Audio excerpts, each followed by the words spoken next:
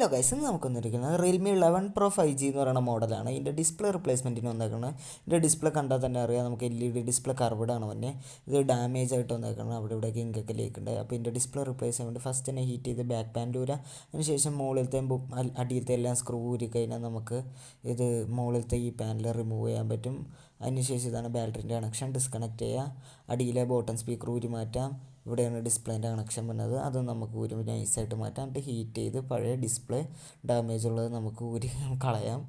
ഈ കണ്ടോ, ഇത് കണ്ടാൽ നമുക്കറിയാം കർവ്ഡ് ഡിസ്പ്ലേ ആണ് വന്നത്. കണ്ടോ, ഈ edge to edge curve display ആണ് വന്നത്. അപ്പോൾ ഈ ഡിസ്പ്ലേ നമ്മൾ പുതിയത് വെക്കാൻ വേണ്ടി ഫസ്റ്റ് തന്നെ നമുക്ക് ഇനി ഇതിൻ്റെ അടിയിലൊക്കെ ഉള്ള പഴയ ഗ്ലൂ അതെല്ലാം ക്ലീൻ ചെയ്യുക. അതേപോലെ ബാക്ക് സൈഡിലെയും ഗ്ലൂ എല്ലാം നമ്മൾ ക്ലീൻ ചെയ്തെടുക്കുന്നുണ്ട്. പഴയ ഗ്ലൂ എല്ലാം പഴയതിരുന്നെല്ലാം ക്ലീൻ ചെയ്തെടുത്തിട്ട് പുതിയ LED ഡിസ്പ്ലേ നമ്മൾ അൺബോക്സ് ചെയ്തെടുത്തിട്ടുണ്ട്. അൺബോക്സ് ചെയ്ത് ചെക്ക് ചെയ്ത് ഡിസ്പ്ലേ എല്ലാം ഓക്കെയാണ്. പക്ഷേ നമുക്ക് വേറെ പ്രശ്നം ഉണ്ടായിരുന്നു.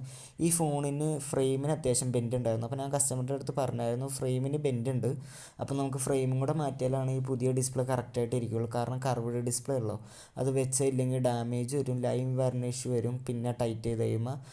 അപ്പോൾ ഫ്രെയിമും ഡിസ്പ്ലേയും കൂടെ ഇതാക്കി കഴിഞ്ഞാൽ ഫോൺ അത്യാവശ്യം റേറ്റ് അതിനുണ്ടാവും. അപ്പോൾ ഞാൻ പറഞ്ഞു, കസ്റ്റമർ പിന്നെ ഇടയ്ക്കിടയ്ക്ക് ഫോൺ താഴെ ഇടുമെന്ന് പറഞ്ഞുകൊണ്ട് ഞാൻ പറഞ്ഞു അങ്ങനെയാണെങ്കിൽ നമുക്ക് LCD ഡിസ്പ്ലേ പോകാം. നമുക്ക് LCD ഡിസ്പ്ലേ ഇപ്പോൾ അവൈലബിൾ ആണ്. അപ്പോൾ LCD ഡിസ്പ്ലേ നമ്മൾ എടുത്തിട്ടുണ്ട്. അപ്പോൾ നമ്മൾ ഫ്രെയിം മാറ്റണ്ട, അപ്പോൾ LCD ഡിസ്പ്ലേക്ക് റേറ്റും കുറവാണ്.